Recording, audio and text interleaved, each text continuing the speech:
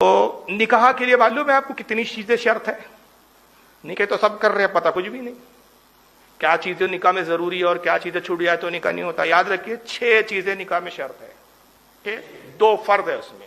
یہ فرض میں سے ایک بھی چھوٹ گیا تو نکاح ہوگا ہی نہیں. ایک واجب ہے اور 3 سنت ہے.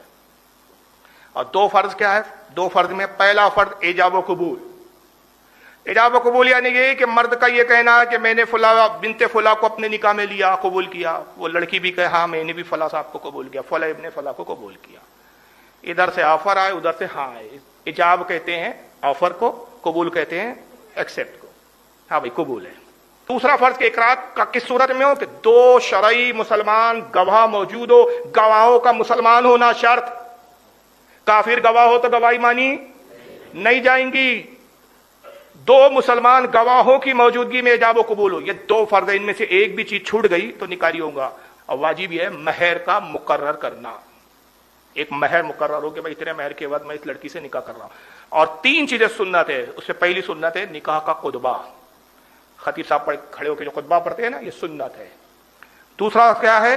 حاضرین پر چھوارے تقسیم کرنا، یہ بھی سنت ہے. اب یہ چیز ہمارے یہاں یہ سنت چھوٹ گئی ہے کہ کھجور ایسا لے مٹھی میں اور ایسا حاضرین پر پھینکے لٹائے. حالانکہ رزق کو لٹانا تو مناسب نہیں، لیکن یہ کیوں؟ یہ خوشی کا موقع ہے تو شریعت نے اس کی اجازت دی، لٹاؤ خوش ہے آج. تو یہ بھی سنت ہے. اور تیسری سنت کیا ہے؟ نکاح ہونے کے بعد، بداعیگی وغیرہ ہونے کے بعد، خلوت سیاح ہونے کے بعد ولیمہ کرنا، لڑکے کا ولیمہ کرنا. 3 سنت ہے. ایک واجب ہے مہر، 2 فرض ہے. فرض نہ ادا ہو تو نکاح نہیں ہوتا.